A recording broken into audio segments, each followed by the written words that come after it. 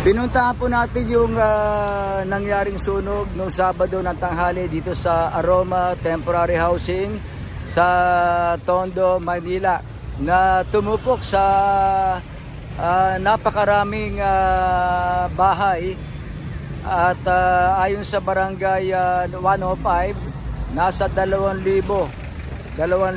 pamilya ang nawalan ng tahanan. Katumbas yan ng halos 10,000 individual ang pansamantalang nasa iba't ibang mga evacuation center.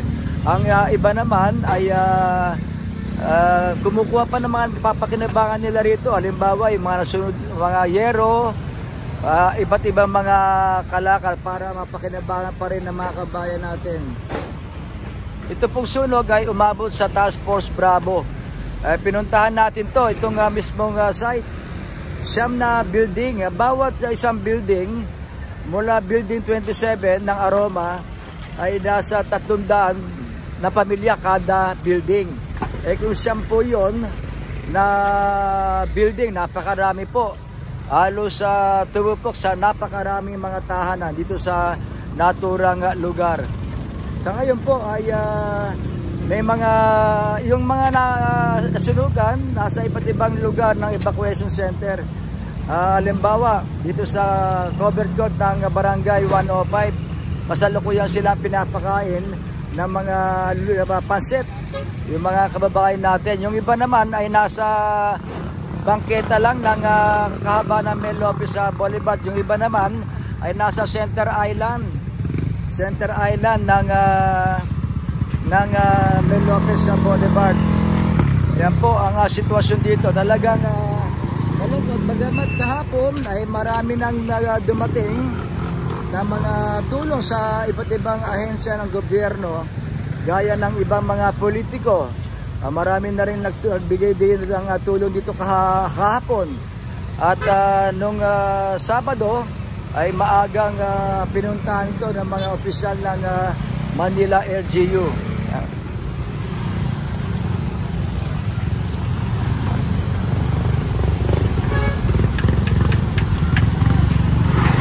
Pwede pa magbenta to na yero-yero.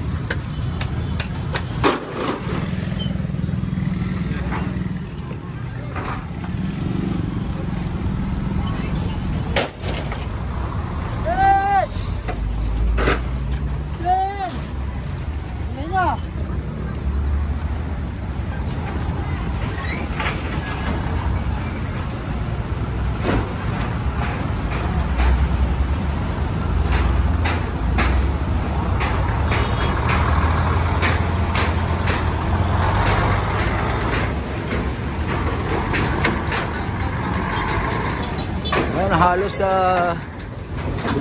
bumagsak na yung building. Yan pa mga building na yan, building po yan, yung mga pinagawa pa noong kung di ako nagkakamali, panahon pa ng Pangulong Ramos ito eh.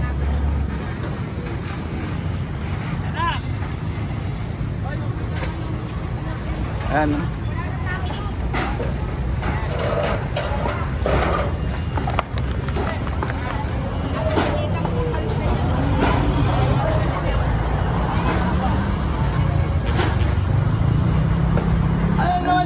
Usap pa.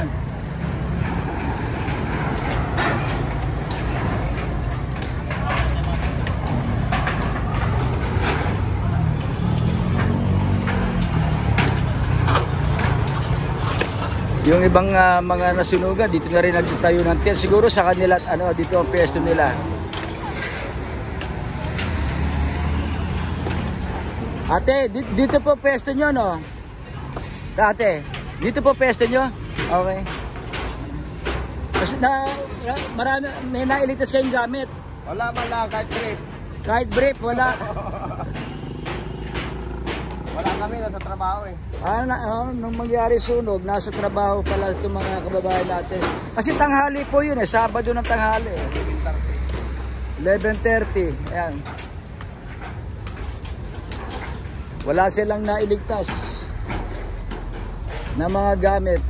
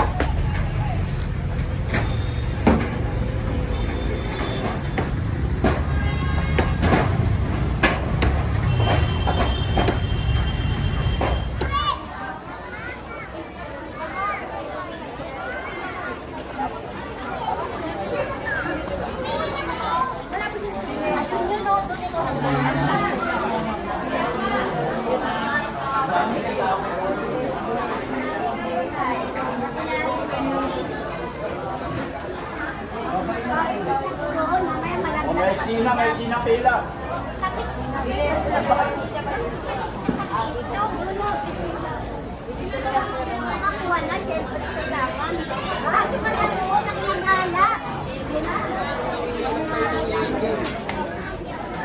Wala nga ilaw, paano ma-review ating ilaw? Hindi marirecord. Alis ka lang! Ano na natin? Ano na sa Vicente nila? Babalik. Tata! Sasakit lang!